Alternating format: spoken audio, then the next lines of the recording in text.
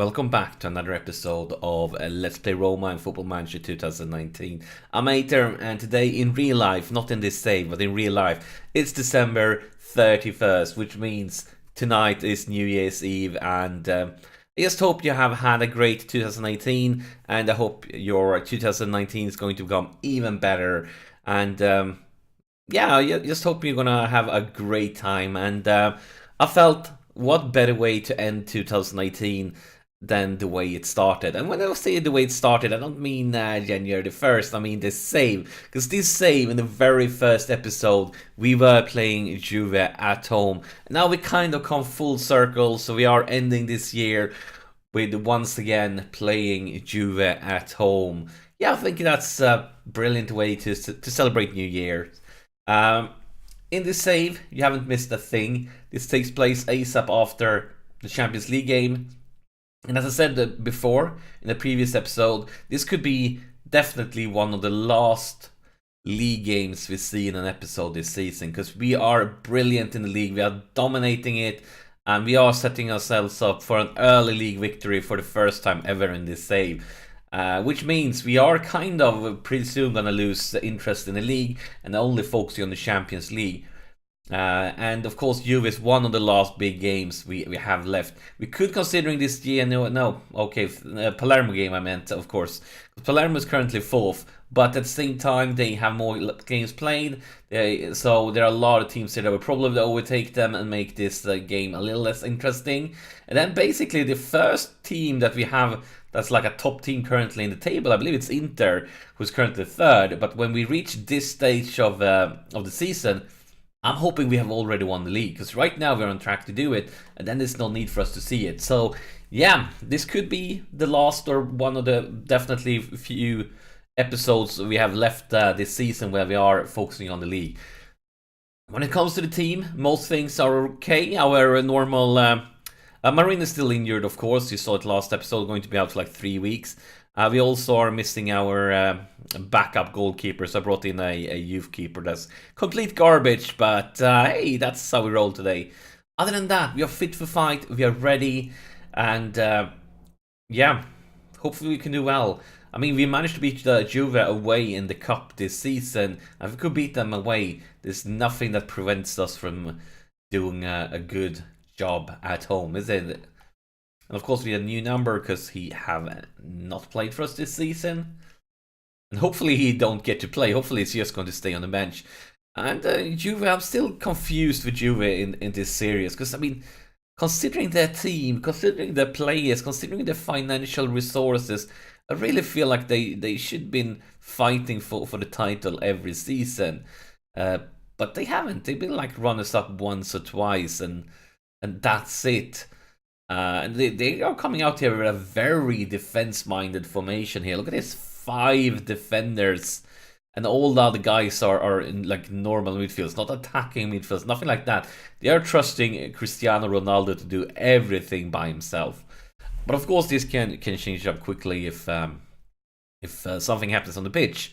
But still, I think this is a sign on how much they respect us in this save. Coming out this defense-minded Juve is, I think it's a good thing for us that it shows what we've done and how other teams respect us. But at the same time, I mean, it might not be a bad move because we are very attack-minded, and if we can't create chances and score, then we are going to be in a lot of trouble. And if they only need one counter-attack with Ronaldo, and it could be game over for us. And talk about him, here he is.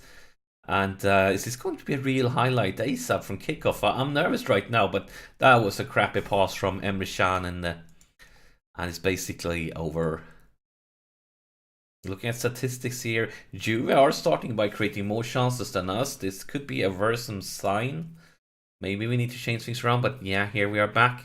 Creating chances, but the first highlight is Juve with a throw-in. Oh, he wins this. Here is Tonali. Cristante, changing flank for Moreno. Moreno into the middle. Cristante, Kluivert. Cristante going back to Tonali. And bit optimistic, but a decent try from the young defensive midfielder. Moreno with a throw-in, Cristante, Tonali. Is he going to try once again? Looks like he will, and this time he finds the net.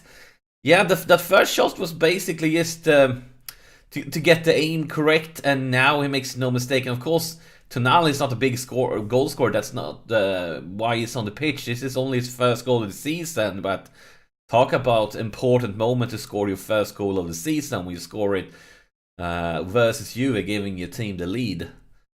Great thing there by Tonali. And now the clock just ticks away, but here is Nicolas with a free kick, and he hit the post. Would have been brilliant taking or increasing the lead there just before halftime. Here's Arp, Cristante, Moreno back to Arp. Not that many players in the box, but maybe we can find somebody. Here's Cristante, it's Tonali, he's going. Oh my god, Tonali, what are you doing? What are you doing? And that was such a beautiful goal too. You haven't scored the whole season. And now every single highlight is Tonali finishing, and he scored twice already. My gosh, take a look at this one. And he's just standing still when he takes that shot, and he still managed to smash it in like that. What is going on here, Tonali? You are surprising me a lot. I didn't expect that at all from Tonali. I mean, as I said before, his job is not to score the goals. His job is to make sure the opponent doesn't score the goals. And look at this. Juve started this game off through the first few minutes getting the chances. But after that, it's been completely our show. They haven't badly managed to do anything. But we wanted to focus. We are playing Juve, for God's sake. We need to stay focused. We can't start relaxing. But still, that first half is surprisingly good. I didn't actually. Let's pause this one. Go to tactic screens. Upamecano, just chill a bit. We don't want any red cards. We really don't want any red cards. So let's roll like this.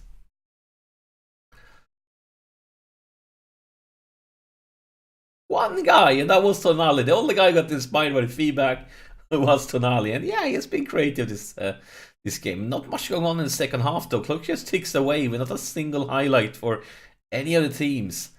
No, I think we are reached the time where it's time for subs, so we still haven't seen a highlight where Juve just subbed off Ronaldo, bringing in Higuain. Kind of decent team you have. You know when you can sub off Ronaldo, bring in Higuain as your striker. You know you have a pretty decent attacking lineup. So we have Kluivert that's a bit tired, playing bad, he's composed. I also have Nicolas and Arp that's been complete and utter garbage. I think I'm gonna go with Kluivert first because that guy's so fit.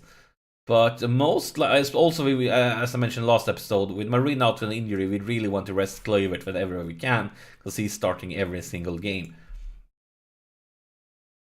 But the strikers, think clock just ticks away. Let's remove our strikers then because they've both been garbage, and they need to know that if you want to be playing for this club, you need to be performing up on top. So both strikers are out, and 10 minutes for the other guys to create something. But instead, we see Juve with a throw in. Upamecano wins that one, but he's back in Juve possession. Come on, lads, focus. Intercepted by Florenzi. Here's Gerson. Gerson for Cristante. Cristante, show yourself, guys. You need to have somebody who can pass. Moreno, Cristante, changing flank for Florenzi. Florenzi to Gerson. Gerson with an early cross, and Barbosa is almost making a super sub there. Really close to it. And look at his statistics. We are destroying Juve.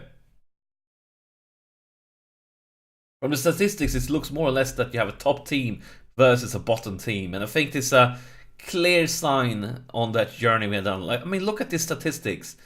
This is not two of the best teams in the league facing off against each other. This is a top team versus a bottom team. And yeah, as I said, I feel like this really shows the journey we've done in this series. From being the underdogs to being the complete powerhouse that's dominating the lead in every single... if you dominate Juve like this, they can't get much bigger in Serie A, can it? Of course, it was a good win. Only 2 goals. We should have done better considering how much we dominated things. Well, we definitely gonna speak to Tonali, and they're gonna go passionate and I'm going to tell him that your performance tonight was very good. And then, of course, let's end it with a quick look at the league table. So we are topping it. Oh my gosh. We've never been in this situation before. It's sensational. I'm so happy. And now, as I said before, this really makes room for us to really prioritize Champions League, using a weaker team whenever in the league, whenever we have Champions League games coming up, and that should increase our chances to succeed in the Champions League games. But yeah, that's it for this episode. What a great ending of 2018. Hopefully, next episode will show that 2019 will start as good or even better as 2018 ended. But once again, Happy New Year, and I'll see you in the next episode.